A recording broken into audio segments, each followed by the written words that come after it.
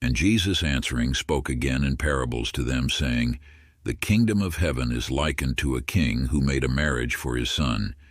And he sent his servants to call them that were invited to the marriage, and they would not come. Again he sent other servants, saying, Tell them that were invited, Behold, I have prepared my dinner. My beeves and fatlings are killed, and all things are ready.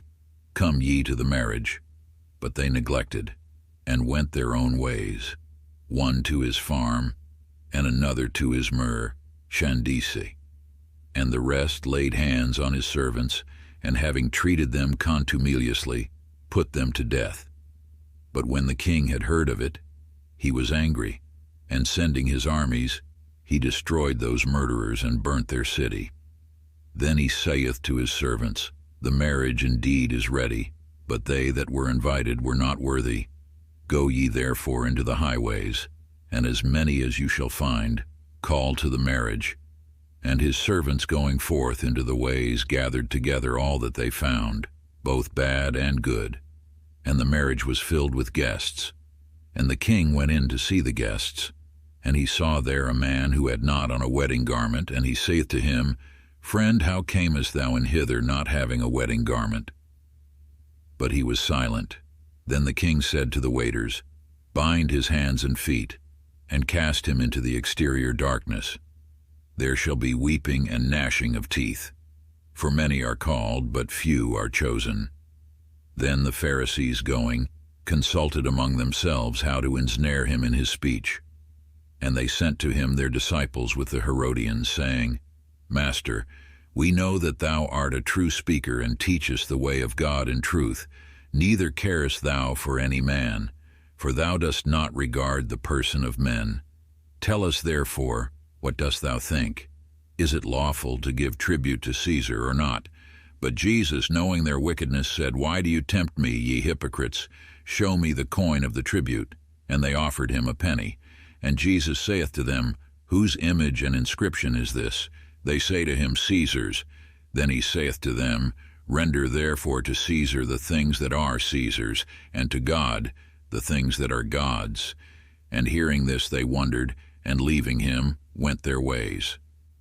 That day there came to him the Sadducees, who say there is no resurrection, and asked him, saying, Master, Moses said, If a man die having no son, his brother shall marry his wife, and raise up issue to his brother.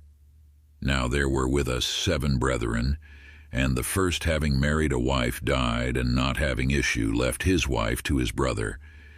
In like manner the second and the third, and so on to the 7th.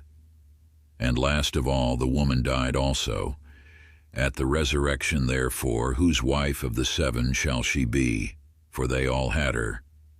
And Jesus answering said to them, You err, not knowing the Scriptures nor the power of God.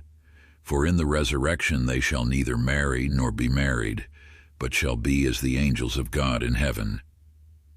And concerning the resurrection of the dead, have you not read that which was spoken by God, saying to you, I am the God of Abraham, and the God of Isaac, and the God of Jacob? He is not the God of the dead, but of the living.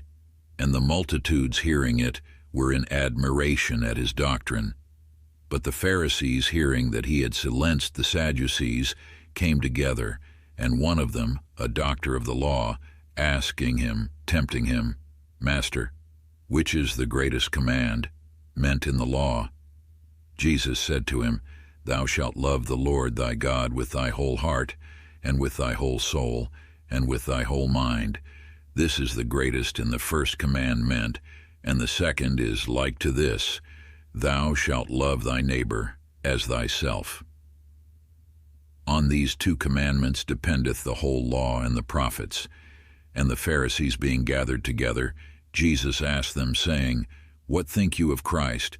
Whose son is he? They say to him, David's. He saith to them, How then doth David in spirit call him Lord, saying, The Lord said to my Lord, Sit on my right hand, until I make thy enemies thy footstool. If David then call him Lord, how is he his son? And no man was able to answer him a word. neither durst any man from that day forth ask him any more questions.